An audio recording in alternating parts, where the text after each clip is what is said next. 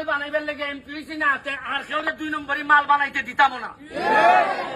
আমি আপনারা বন্যার সময় এই লাইনার যাইতাম না। আর কোনদিন যদি সুযোগ পাই, ছাতক যদি আই, ওই 22 সালে আসলাম রাত্রে আধা বতো আইনটা মাঝে কয় এই নদীর মধ্যে আইনা কয় ডাকাইতে ধরবে একটু পরে বেলে। এবার আমি ওই যে খিতা কম, তুমি কও কিতা ডাকাই ধরবে, আলা বুঝছে না তা ডাকাইতের সাথে। এরপরে বেটারে লিয়ে গিয়া টানাত গিয়া কত ঝামেলা জুমেলা পাওয়ার আইছি। এবার এইবারও আইছি, এবার দিনও আইছি, ভাবলাম দেখাইতে নি রাত ধরে। তবে এখন আমার মনে হইতেছে আজকাল যে লক্ষণ দেখতেছি আর দেখাইতে নাই মনে হইতেছে আমার। তবে মানুষ পড়াশোনা করলে, মানুষ অর্থনৈতিক ভাবে আগাইলে চুরি ডাকাতির মানুষ থাকে না।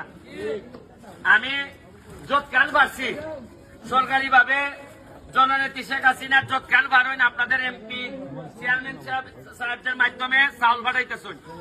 আমি আমার নিজের ব্যারিস্টারির ইনকাম থেকে কয়েক লাখ টাকা ত্রাণ লইয়াছি আপনাদের এলাকাত।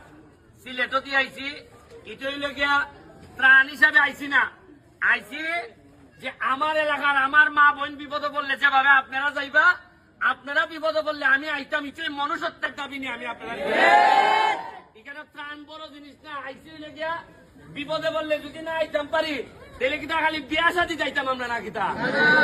আসল সম্পর্ক তো ওইটাই, যখন মানুষ বিপদে বললে আয়। আজকে আমার সোনারঘাট মাধবপুর যদি বিপদে পড়ে আপনারা যাইতেন না আমার লেগে, এতেই কিন্তু আত্মীয়তা তৈরি হয়। মানুষে আগে মনে করতো খালি বোন বিয়া দিলে বুঝি আত্মীয়তা হয়।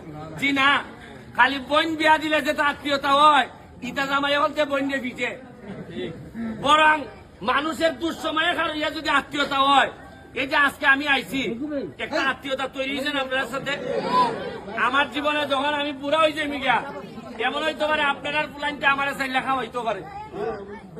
ওই যে বেটা যে আমরা যখন ছোট আসলাম, ওই ব্যারিস্টার সুমন আইছিল, আমরা সাহায্য করে গেছে। এমন হইতে পারে আপনারই একটা ফুলা আমার শেষ বয়সে বুড়া বয়সে আমার টানতে পারে। ওনার আল্লাহর হিসাব নিকাশ বড় বোঝা বড় মুশকিল। আজকে আমি নির্বাচনে দাঁড়াইবার সময় আমার লইয়া মানুষ 80 ঠাট্টা করছেন। আমার বিরুদ্ধে যারা বড় বড় নেতা, তারা কইছেন আরে এত একটা ফুঙ্গা গুলা, ইতো আমারে কইছেন। কিন্তু মানছে আল্লাহর রহমতে এমনই ভোট দিয়া দিছেন আমারে, সবচেয়ে বেশি ভোটে বাংলাদেশে বাস করছে।